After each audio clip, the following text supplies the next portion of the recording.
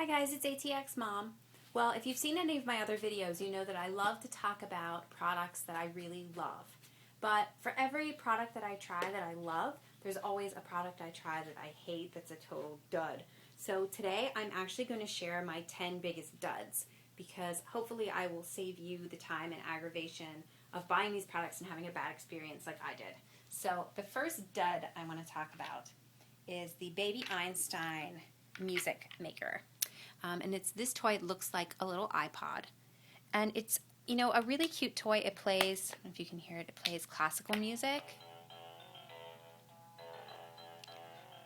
And my son really likes it. The problem is this toy came with a paper sticker here on the front that made it look like an iPod. And within a couple of days of having this, as you can see, my son put his mouth on it, as babies do, and bit the sticker off, and I had to pull it out of his mouth before he choked on it. Reading the reviews of this product on Amazon, it turns out it's a really common problem. A lot of parents have had their kids almost choke on this sticker. I actually wrote a letter to the company, and they sent me a replacement product, a different product than this one, because they know that this is a known problem. You think that they would fix it, but they haven't. So be really careful if you buy this product or if you receive this as a gift, and know that it is a choking hazard. So it has made my list of duds. The next dud I want to talk about is this VTech Move and Crawl ball. Thankfully, this was a product that I bought at a used baby store, so I didn't pay more than like $2 or $3 for it. This is probably the most annoying baby toy on the market. The funny thing is that I've started talking to some of my other mom friends, and they all own this toy, but none of them bought this toy. They all received it from another friend. So it's become this joke that everyone pawns this toy off on someone else because it's so annoying. I'm going to turn it on for a second just so you can...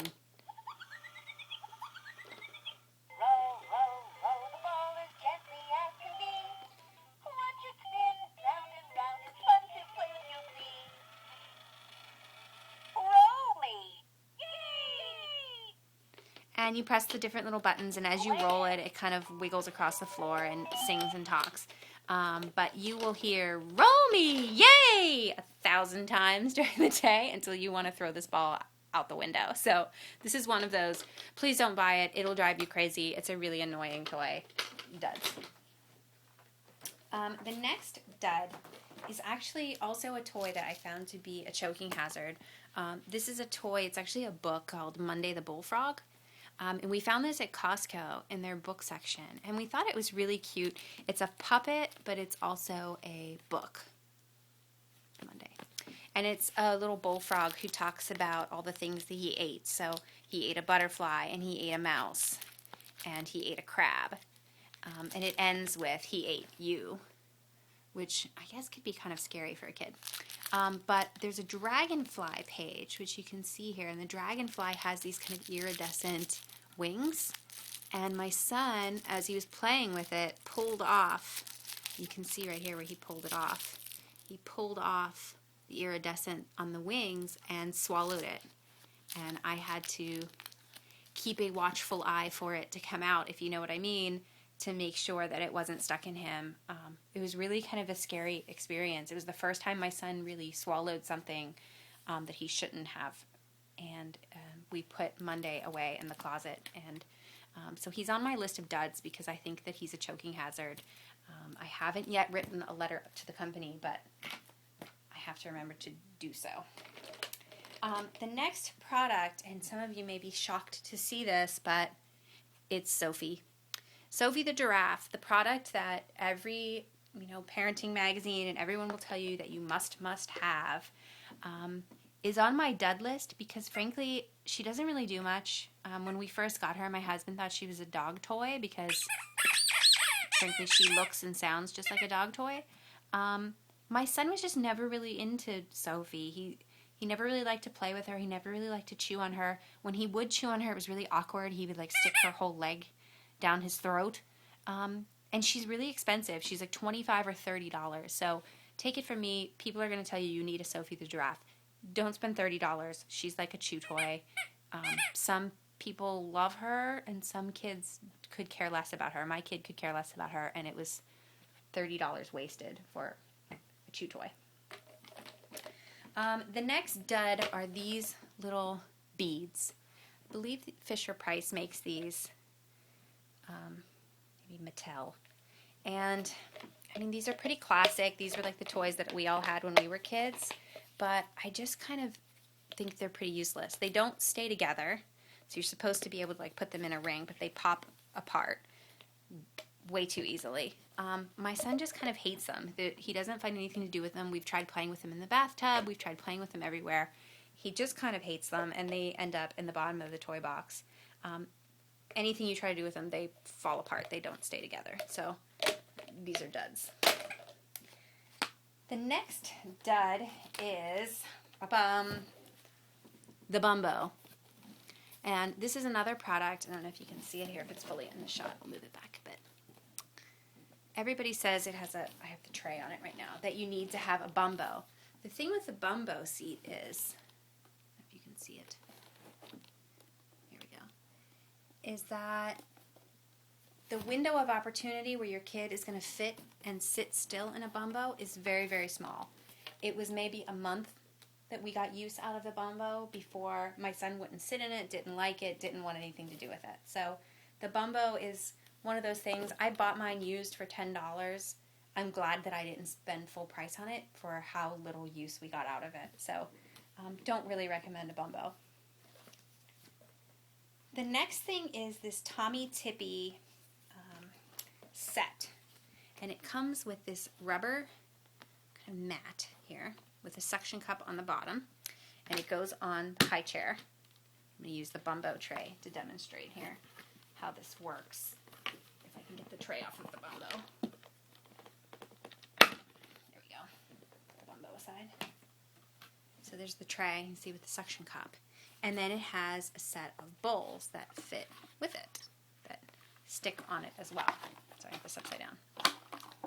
It goes like that, and then the suction cup sections the bowl. And I thought, oh, this will be really great. My son's starting to really want to feed himself, and he's always pulling the bowl off the high chair. And it works really well sticking the bowl to the suction cup. That works really well. But nothing sticks the mat to the high chair.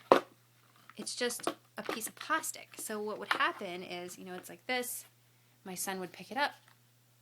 Couldn't pick this up, but he could pick up the green mat. So it seemed like a really silly product. It just didn't really work the way it was supposed to work. So that was a dud and kind of a big waste of money. I do love the bowls, though. We use the bowls almost every day, the little plates. But the suction cup thing is pretty useless. The next thing is this toy. Looks like Happy Kid makes it, and it's a camera. I found this at Walgreens in the 2-for-$5 toy section. The reason that I don't like it is because the light is so bright. That blue light is blinding. It hurts my eyes and gives me a headache when I shine it in my face. So imagine your kids just sitting there pressing the button over and over again. That blue light is insanely blinding. I see these at the used kids clothing store all the time, and I think other parents feel the same way. They get it home and they're like, oh my gosh, I'm going to blind my kid with that. So it wasn't worth the $2 I paid for it. The other dud is the Gyro bowl. We totally fell for this when we saw it. We actually bought one for him for Christmas, and I'm sure you guys have seen it. It's this bowl that's supposed to be spill-proof so that little kids can't, spill their Cheerios all over the floor. And it's great if you're kind of just holding it up and tilting it, but if you carry things around like a toddler does, my son just grabbed it this way and turned it upside down, and the Cheerios went spilling everywhere. So it doesn't really work the way they advertise it to work. It's kind of a super cute bowl. I'm sure we'll try it again when he's a little bit older. But if you've got a little tiny toddler who is bound and determined to spill stuff, they're going to spill stuff. So don't waste your money on a Gyro bowl and think that it's going to be a magical cure. The last thing I want to talk about are these foam blocks. And I know a lot of people have these because I've seen these at a lot of people's houses when I've gone on play dates and things like that. The bag's kind of stuck right now, so I can't even open them to show you. Here we go. These are the blocks that look like wood grain. They're foam. And we got them thinking, oh, our son's a little bit too young for wooden blocks. I don't want him to get hurt on wooden blocks, so we'll buy these foam blocks. The problem is, and you can see right here, I don't know if you can see that, there's a bite taken out of there. Kids can very easily chew these and bite off pieces of them.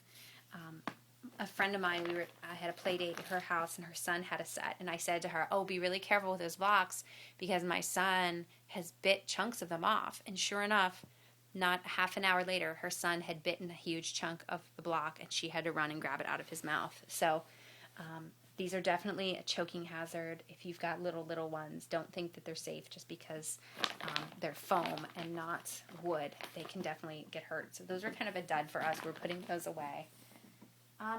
And then one more. I'm gonna take this one to 11 instead of 10 because I've got kind of a really funny dud, which is there's a series of books that are these puppet books, and we've found these at half-price books. We've seen these at Marshall's and things like that. This one's Hippo Says Yawn, but there's Monkey Says Ooh Ooh and Ducky Says Quack, and they seem really cute because it's a book with a puppet built into it. The problem is these are some of the most poorly written books, horrible storylines, plots that just make no sense. And I know that they're kids' books, but there are times that we get to the end of the book and my husband and I will look at each other and say, really? That's the end? What happens next? They're just so bad. They're kind of laughably bad. So we have them and we laugh at them, but it's really kind of embarrassing that a kid's book couldn't be a little bit better written. Just because it has a puppet in it doesn't mean it's a great book. So if you see these books, don't bother with them. They are cute with the puppet, but the stories are just laughably bad. So that's my duds. I hope I saved you guys some money and some time. Don't fall for the same duds that I did. I hope these were helpful, and I'll see you guys next time.